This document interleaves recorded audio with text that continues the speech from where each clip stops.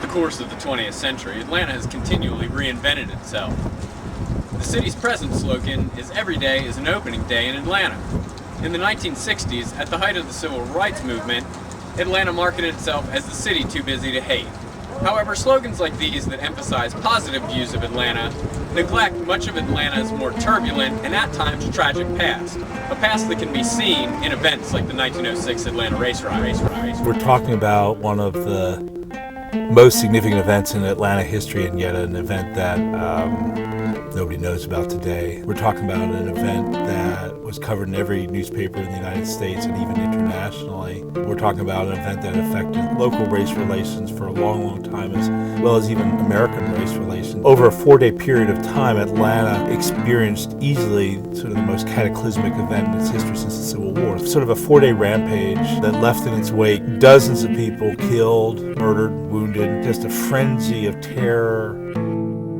There had been political upheaval, there was economic upheaval, there was industrialization, there was urbanization, there were changing gender roles, and above all, there was an anxiety about race, and in particular about race and sex. Sort of a feeling of dread that marks the city for several weeks before the actual riot begins. Well, I think the important thing to understand is what a small place Atlanta was in 1906. Around 100,000, and the metropolitan area is now over 4.5 million. If you look at most cities in the South, many of them will endure riots. There were several developments in the summer and fall of 1906 that were precipitants to the riot, that helped bring the riot about. There had been a very long, extended governor's race between Hoke Smith, who was associated with the Atlanta Journal newspaper, and Clark Howell, who was associated with the Constitution. The principal issue in the race was black disenfranchisement, the removal of black men from electoral politics.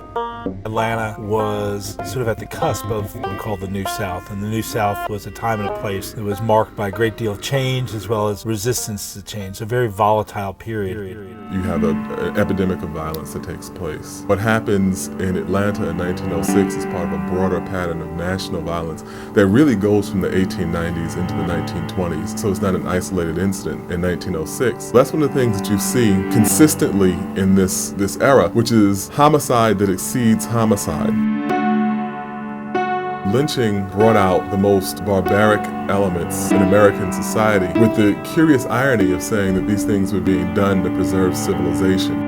And so the story of racial violence was in and of itself not an isolated one.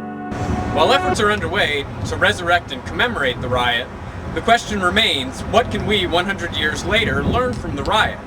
What does this event mean to us as Atlantans and Americans?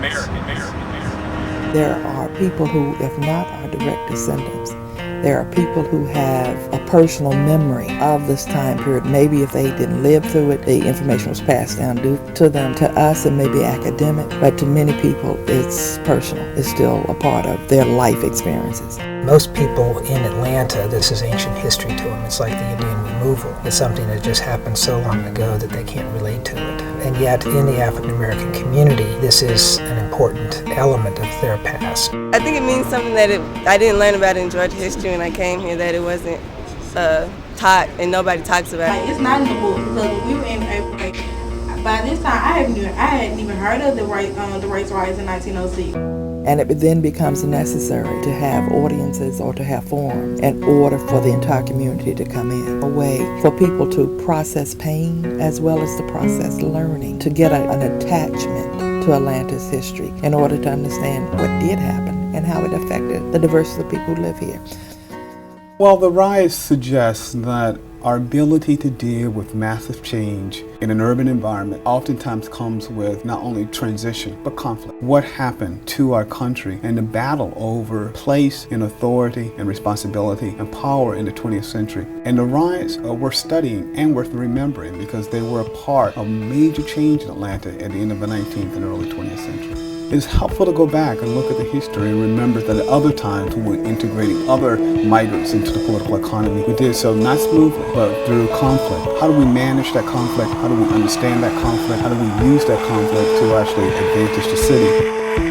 Rioting was part of the process of democracy building,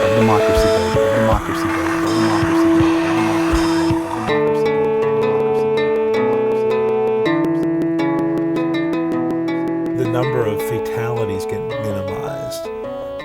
There's some sort of an official report that comes out later that year where they say that there were 10 black people and 2 white people who died during the riot.